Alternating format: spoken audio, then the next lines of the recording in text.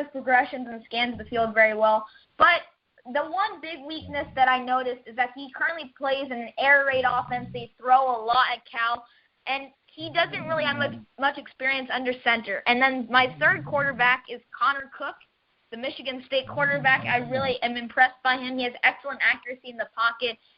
He's experienced in a pro-style offense, which is very good for an NFL quarterback, and he has enough mobility to avoid rushers. And then his weaknesses, he probably does need to work on being consistent with his deep ball, and then his footwork is also a little shaky. And then I compared him to Kirk Cousins, who, once again, ironically went to the same school at Michigan State. And then my sleeper quarterback, it's kind of a tie pretty much. It's between Brandon Doughty, who we've already mentioned, and then, interestingly enough, Carson Wentz at North Dakota State. I know not many people have heard of him. He goes to an FCS school, but he is very good. I think he is a very good quarterback. I think probably his only weakness is his competition. No disrespect to the FCS, but he's not really used to playing the high-level competition that most FBS players are used to when they go to the NFL. But, I mean, the guy has great pocket presence. He's an ideal size for his position, very mobile. So, I mean, Carson Wentz, Brandon Doughty, they're both they're sleeper quarterbacks. They go to schools, North Dakota State, Western Kentucky, not many usually schools that you talk about. But they're both very good quarterbacks. They're going to be under-the-radar quarterbacks, and I think they can both be in the second to third round range, and they can be both quarterbacks that can be developed into very good NFL quarterbacks. So that's my top three with two sleeper quarterbacks. Yeah, I'm buying that top three. I mean, all you guys do in good quarterbacks. Bill, are you still there? I think we might have lost Bill Carroll. It's late. But, well, I mean, I'll say this. I'll give you my top three real fast, and I'll talk about replacing these quarterbacks with high school guys. I mean, right now I still have Jared Goff, number one. I just think Jared Goff is he's been the best quarterback to me. I know we have a game with Utah with interceptions or whatever, but, I mean, I saw a lot of tip balls, a lot of receivers running routes, stuff like that, and I think he could definitely use another year. They're going to lose all their receivers and 3 linemen on offensive line, so I think he'll leave. I'm like 95% sure he's gone from people I've talked to, even like his teammates. So I think he's gone. I think Paxton Lynch is gone, especially with Fuente leaving for Virginia Tech. So I have him at number 2, and we'll put Connor Cook at kind of 2B or whatever. I mean, 3, I guess you could say. Connor Cook, I want to see what he's got in the college football playoffs. I mean, I want to see what all these guys have in their bowl games, but especially Connor Cook because, I mean, he's going up against one of the best front sevens ever in college football history and a pretty solid secondary, much improved secondary. And plus, I mean, Alabama hasn't played really a top quarterback. I mean, they've been good. I mean, I love Alabama's team, don't get me wrong, but, I mean, the best quarterback they played against, in my opinion, is Jack Kelly. They lost that game, and he had a pretty good game that day. So I want to see what Connor Cook can do. The receivers are better than advertised at Michigan State. So, yeah, I'm going to go with those guys in my top 3. Definitely, underrated or sleeper guys, Brandon Doughty. And Carson Wentz, too, like you said, though. I mean, Carson Wentz is going to have to build his name up in the offseason because, I mean, he's never, I feel like, going to be considered a first-round or second-round quarterback, but he can make it up there. He's just going to have to do a lot in the bowl games and things like that and pro day and everything. So, I mean, those are my guys. I mean, replacing those guys are going to – Carson Wentz, replacing him is going to be nearly impossible. I mean, they did a good job replacing the last quarterback, and Carson Wentz is just, above and beyond what they've had at that school before. I mean, replacing Paxton Lynch is going to be tough. But Mike Norvell is a really good coach from Arizona State, and I like his offensive scheme, the multiple kind of scheme. There's got Clay Holgorsen there, who's Dana Holgerson's son. I think he's going to be the starting quarterback. He's a dual threat guy. He's a redshirt freshman right now. I think he's going to do a good job of replacing him at quarterback. Ross Bowers will probably replace Jared Goff at Cal. He's one of the most athletic players on the team. He can probably play wide receiver too, so that's going to be a little wrinkle for Coach Dykes to have, a kind of athletic quarterback that can sling it around as well. And Connor Cook, I mean, I don't know what Michigan State's going to do quite yet, but they always seem to find a way to replace their quarterback. The guys they played, I mean, Damian Terry probably gets the starting nod. Both of those guys that played in the Ohio State game played pretty solid. So I think either way, they're going to run the football and pound it down your throat and be a defensive team anyway. They're going to definitely take a step back without Connor Cook, though. He's been, to me, the best quarterback they've ever had. He does remind me of Kirk Cousins, like the now Kirk Cousins. Kirk Cousins is playing out of his mind, and, I mean, he's probably going to be in the playoffs, and they can make it a legit run. That's kind of my sleeper NFL team, but that's for another show. But I think the Redskins can make a pretty deep run at the Super Bowl, actually. I would not be surprised if they were in the Super Bowl. I know that sounds crazy right now, but we'll see what happens in the near future. Yeah, and replacing, these guys, Cody Kessler would be right outside of there, too. Max Brown's going to step right in and probably honestly be better than Cody Kessler was. Hard to believe because Cody's stats are great, but I think Max Brown being 6'5", 220, is going to be a big deal. They play Alabama the first game of the season next year, so he'll have his test early on in the season.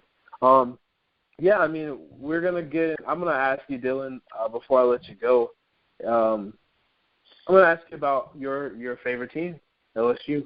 What are they going to do at quarterback next year? Or what should they do, rather, at quarterback? I'm still angry. This whole Les Miles situation, they exposed or prepared to buy him out, and they're going to set it to be his last game. And they had Felipe Franks as a 4-star quarterback, much better than Brandon Harris, locked up. And then when they released all this whole saga that they're gonna buy him out, Franks decommitted, and then it turns out they kept Miles, so they just let a 4-star quarterback go for nothing. And I watched all their games this year. There's no way they're gonna be better than the Texas Bowl, which they're in this year, with Brendan Harris or Anthony Jennings at quarterback. They need to reel in one of these transfers. Hopefully it's an SEC transfer like Will Grier. He's very talented, but it's going to be a long time before he'll be able to play because he's got, the in-conference transfer rules, and he has that extra 6 games that he has to spend out because of the suspension early on this year. They seriously just have to find a quarterback that's good enough. They don't need to find a superstar. They don't have to find a Baker Mayfield, Paxton Lynch type quarterback. They don't need someone that good. They still have Leonard Fournette. They still have a very good talent base. They just need a good enough quarterback. They need a Christian Hackenberg, someone like that is very solid. They don't have to be out of this world. They just need a solid quarterback who can, is not going to go 5 for 18 like Harris does most games. They just need a consistent quarterback, 4-star quarterback like Franks would be, just enough because this team has a great talent base around the quarterback. They just cannot find the right quarterback ever since Zach Menberger left. So they just have to, like I said, they don't have to find a Baker Mayfield, Connor Cook, Paxton Lynch type guy. They don't need that good of a quarterback. They just need a good enough quarterback. Harris just is not going to do the job. I'm not entirely sure who they're going to get. The recruiting class is very good, but it does not have a quarterback in that class. They had Franks, but then he left because of the whole situation. So they, like I said, they don't need a 5-star, number 1 consensus player in the nation. They just need a consistent quarterback. 4-star would be fine. They can find a 5-star. I'm not going to keep them away from that. They can do that. Go right ahead. But someone other than Brendan Harris and Anthony Jennings, because they, as long as they're the quarterbacks, I don't care if you have Leonard Fournette, if you have Adrian Peterson. You can have the best running back in the world. You're going to be 8-5 or 8-4 like they have been the past 2 years. So they just need to find a good enough quarterback that can pass the ball 25 times and still get a couple touchdowns and be consistent and not have careless turnovers.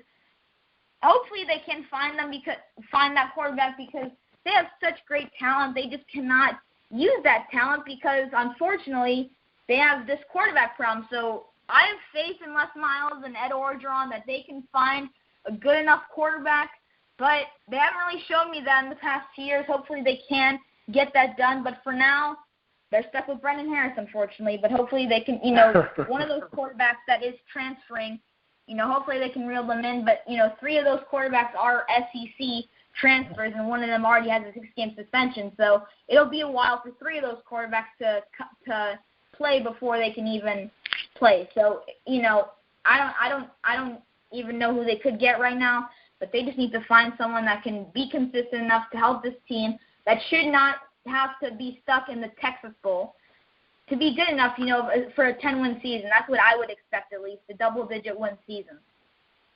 Yeah, they should be winning more games. Leonard Fournette should have been in New York if they had any more capable quarterback.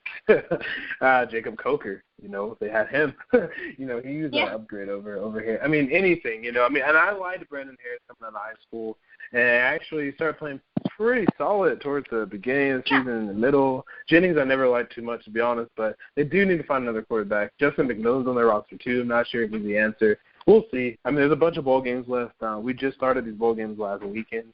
There's a lot of guys who are going to transfer still. Kids are going to flip. LSU will figure it out. They'll get a quarterback. Yeah. They've been saying that for a while. I wish they had Hayden Reddick still.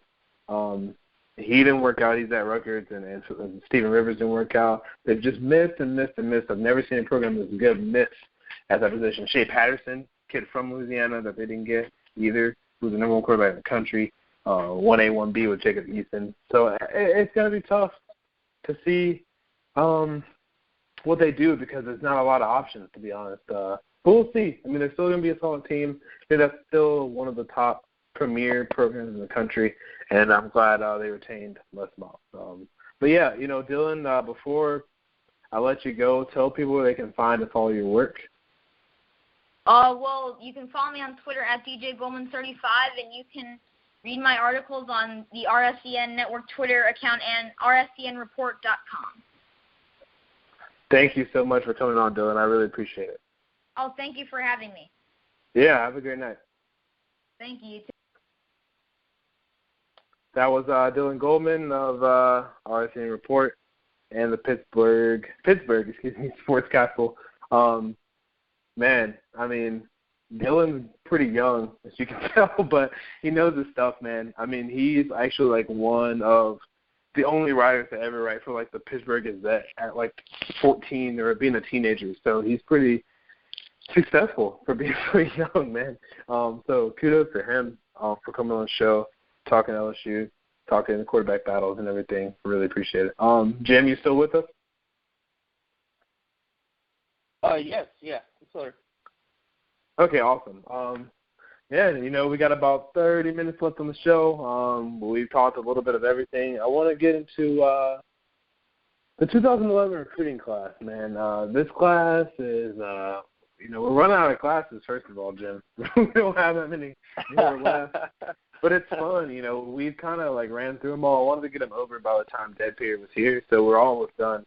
This class, to me, obviously, this class just entered the draft last year or 2 years ago, so we don't know yet. But we know some things, and we're going to talk about them right now. Jadeveon Clowney was by far the number one player in this class. If there was 6 stars, he would have got 6 stars probably because he was just he had 3 sacks in the Shrine Bowl in the Carolinas. He had 5 sacks in the Under Armour All-American Bowl. 18 his senior season. He was always doubled or triple teamed. He just always made the plays he needed to make. Do you still think Jadeveon Clowney can be that freakish Hall of Fame type player that everyone thought he was going to be? I think it's possible, but the number one thing that I always, my biggest worry with him wasn't really effort, wasn't really any of that stuff. It was injuries. And he was a guy that had bone spurs, which you probably have to look it up, but it's a type of injury that causes inflammation in various parts of your body. With him, it was in his feet, and it's a type of injury where the treatment for it is you stay off your feet and not put tons of stress on it. And he's a football player, for crying out loud. So you're constantly trying to push your body to its limits. You're constantly trying to put, almost more wear and tear on your body than usual. And it's something where, and he still hasn't really dealt with it, because I know there's lots of people that go, well, he said the bone spurs will heal naturally. They don't heal naturally. The the bone. I mean, essentially what bone spurs are is it's parts of the bone that start to grow